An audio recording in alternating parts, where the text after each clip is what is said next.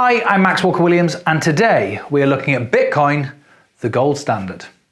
First of all, I just want to say a big thank you to everybody that supports me in the community. I really appreciate it. All the great guys and girls over on Twitter. And if you're not on Twitter, I strongly recommend jumping over there, and you can follow me at Walker&Williams, where you see what I'm up to, the latest sort of news and stuff. And you also see some pretty decent debates and conversations surrounding crypto and other business entities. Okay, so if you've been following me for a while, you'll know that I'm a big believer in Hedera Hashgraph. In fact, I think HBAR is the single most undervalued asset class there is, full stop. And I also believe that Hedera Hashgraph is leading the way in utility in the crypto space. Now, I haven't owned any Bitcoin ever, and I've never really been a big believer in it. I've tried to buy some in the past, and I've made a video about that. And I've also made some videos explaining why I wasn't a big fan, or I'm not a big fan of Bitcoin in the utility space. However, I got thinking, Bitcoin isn't going anywhere, so we can't ignore it. It's here. It's embedded everywhere. When people think of crypto, your nan, your next door neighbor, they think automatically of Bitcoin. You type Bitcoin in on Twitter and it automatically comes up with a logo, which it doesn't do for any other projects. And it's just everywhere. So it's not going anywhere. So we should really consider it when considering asset classes and investments and making money. So I gave it another look. I gave it a second chance, and I came up with something really interesting, and a penny dropped. I've been comparing Bitcoin in all my previous videos when I talk about Bitcoin. I've been comparing Bitcoin to other cryptocurrency projects, and it loses every single time. Why? Because it simply hasn't got the utility. And by the way, if you speak to anybody on Twitter or in person, friends at a party, whatever, and they tell you that Bitcoin's going to be the future and everything's going to be run on Bitcoin and you're going to buy things with Bitcoin, tell them from me they're talking absolute nonsense and they should watch this video. And the reason they're talking absolute nonsense is because Bitcoin is 12 years old. So if it was going to happen, it would have happened. But there are real reasons why it hasn't happened. And even people coming into the space for the first time must be wondering, must be asking themselves, if Bitcoin's been around for 10, 11, 12 years, how come we're still not paying for anything with it? Well, it comes down to utility. Speed. It can take up to an hour to complete when you're paying with Bitcoin. The price, it's very expensive, so it might cost you $100 to spend $100 in Bitcoin. It consumes a heck of a lot of energy, which isn't great for the planet. It's not very secure compared to Swift bank payments, or when comparing it to Hedera Hashgraph, which is asynchronous Byzantine fault tolerant, which Bitcoin isn't. It doesn't even achieve 100% finality at the forking, etc., which I've done in other videos. However, when you compare Bitcoin to gold, the whole thing changes. So, compare Bitcoin to gold. Easy, so for it to be a true store of wealth and value, to be money or a currency, it has to be easier to split up, which it is. So if I have a bar of gold and I want to give you a little bit of it, it's a lot harder to split that gold bar up than it is to send you 1/8 or 1/10 or 100th or whatever of a Bitcoin. It's just divisibility. All the same, uniformity. So every piece of gold, every ounce of gold is the same in purity as another piece of gold. They look the same, they behave the same, chemically they behave the same, and so on and so forth. So it's easier to divide Bitcoin than gold. All gold is the same, all Bitcoins are the same. Okay, so it's uniformity, great. Easier to transport and cheaper. So if you want to carry a load of gold, if you want to carry £1 million worth of gold around with you, that's going to be a heavy old suitcase or backpack. I don't even think Big Boss, my wife, could carry £1 million worth of gold. Maybe at today's prices, but you know what I mean. £10 million worth of gold she couldn't carry. I don't even think I could carry that. Whereas £100 million worth of Bitcoin you could carry on a little memory stick. Lasting. Durability. So this is an important one. I think Bitcoin has now been around long enough, more than a decade, for us to say that it is durable. Now, durability has two meanings in this sense. So it means that if chocolate were money, currency, you wouldn't be able to spend it after a while because the durability runs out. It goes out of date, it turns to mold, and then it disappears. Clearly that doesn't happen with gold, but it also doesn't happen with Bitcoin. With Bitcoin, it's not that it can go moldy and go off, but it's that the technology could fail, or it could be disproved, or it could be cracked, if you like, or hacked mathematically, and that hasn't happened. And I think over a decade is long enough time to try something out in the real world to find out if it does have that durability. So in my mind, yeah, the durability box is ticked. Now gold, if there has to be a winner, gold wins the durability, the lasting, because it's just stood the test of time for far, far longer than, you know, thousands of years since the beginning of time, basically. And Bitcoin just hasn't been around long enough to say that. But long enough that it makes no difference. A limited supply? Well, we have a finite amount of gold on this earth. We don't know exactly how much gold we have on the earth, but there is a finite amount. And there's clearly a finite amount of Bitcoins. There's only 21 million Bitcoins, and there's actually less than that because, like that poor guy who lost his hard drive in the tip that we've all heard of, some of them have disappeared forever. So there's definitely limited supply.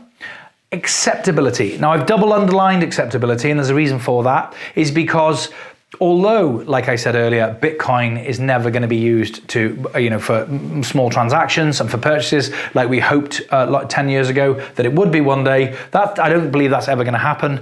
But it is because of its durability. It's lasted long enough to be around that people accept that it's here to stay, me included. So it has got acceptability in the sense that people accept that it is what it is, it's here to stay, it's not going anywhere, it is secure enough to pass, and it's not gonna go out of date.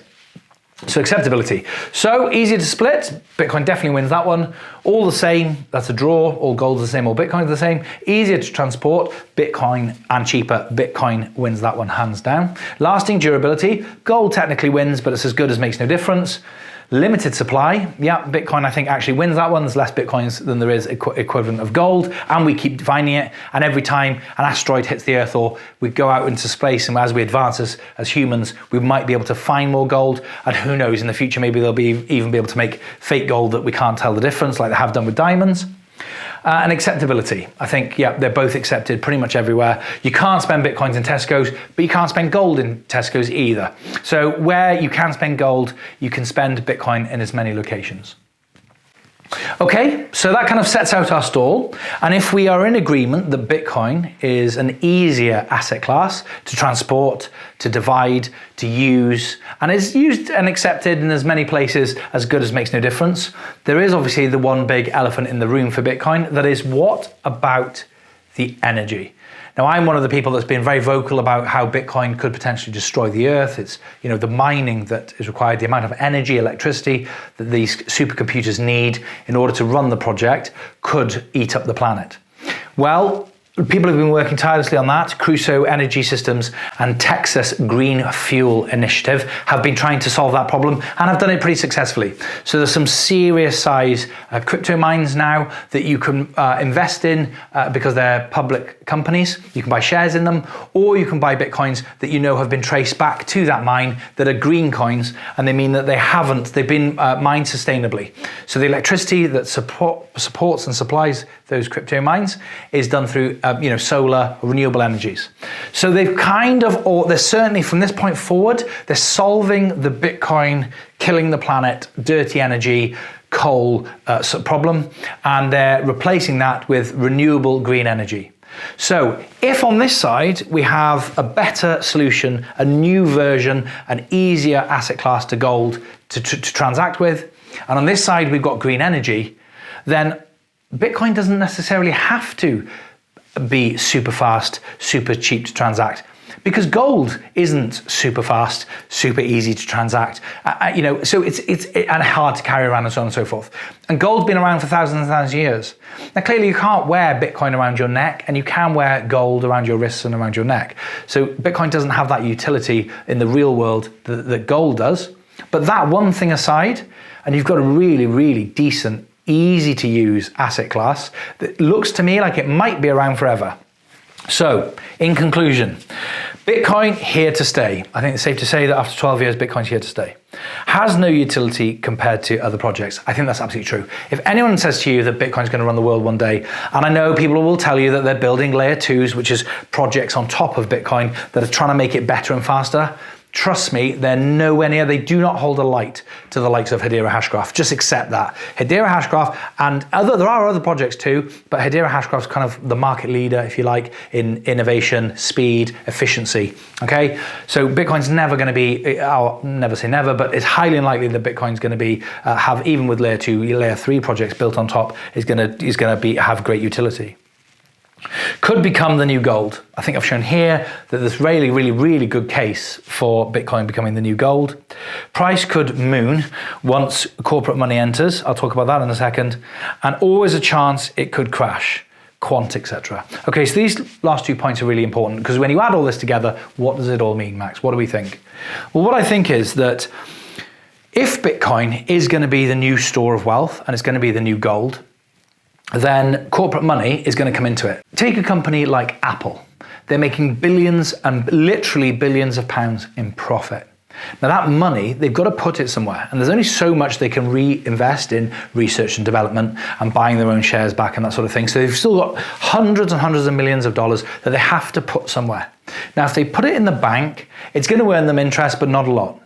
And when inflation in real terms, in the UK certainly, is around 6%, per annum, and it's probably around the same in America. I don't know because I'm not an American inflation expert, but let's assume it's the same in America as it is in the UK. It's at 6%, and the bank is paying you 2% if you're lucky.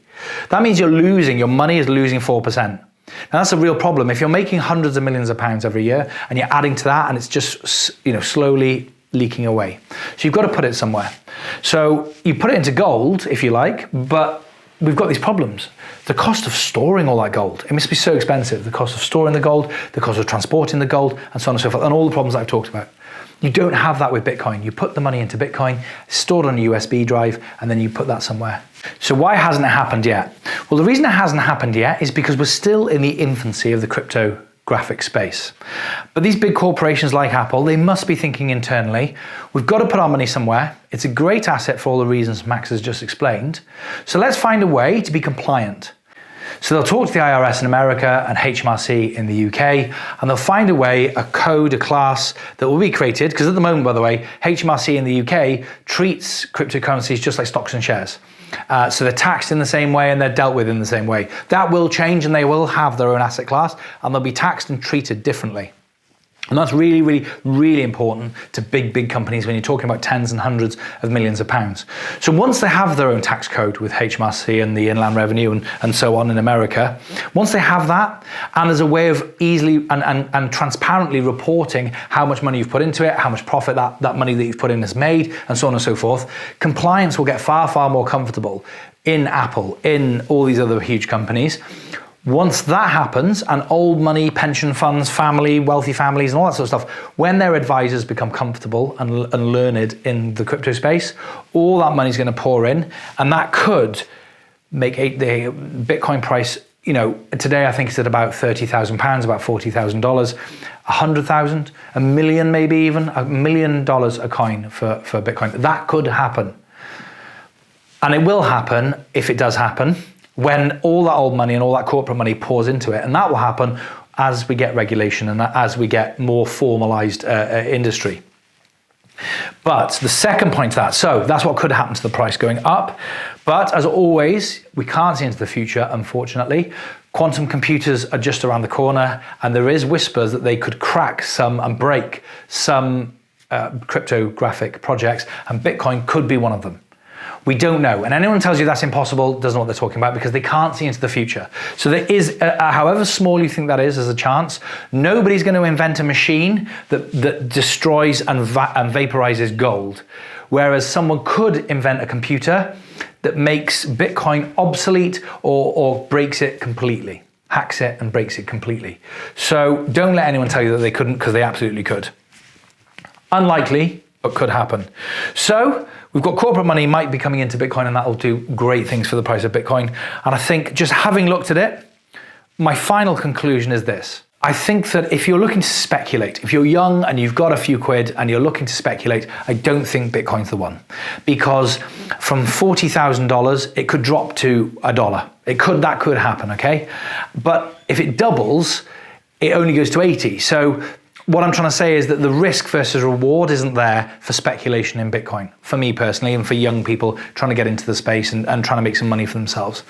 Because the downside is far greater than the potential upside, in my opinion, compared to other projects that are more speculative. But I do think that if you've got some savings and you're a bit further along in life and you've got money there that's losing 4%, circa 4% a year to inflation, then I definitely think that you look at Bitcoin, but you treat it in the same way that you would when you consider investing in gold or bullion or art or anything else like that. That kind of asset class. When you compare Bitcoin to gold and art and fine wine and that sort of stuff, that's when it actually starts to look really, really attractive as an asset class. When you compare it for its utility to other projects, it's a complete disaster. I do think we're going to see less and less volatility in Bitcoin as it sort of matures and plateaus out. I think over the medium to long term, as I say, I think it's a great asset class and investment. But I do think Bitcoin's going to treble in 3 weeks. I think all of that is slowly going to come to an end as it matures as a project. And I do think it's going to be a lot more like gold, like wine, like art, and become a sort of old money investment class, if you like. That's everything for today. I hope you've enjoyed this short video. If you have any questions, please feel free to leave them down in the comments below. And if you haven't already, please help me out and just hit that subscribe button, hit that notification bell, because it does make a massive difference to the YouTube algorithms and other people can enjoy these videos too. Again, thanks ever so much for watching. I'll see you soon.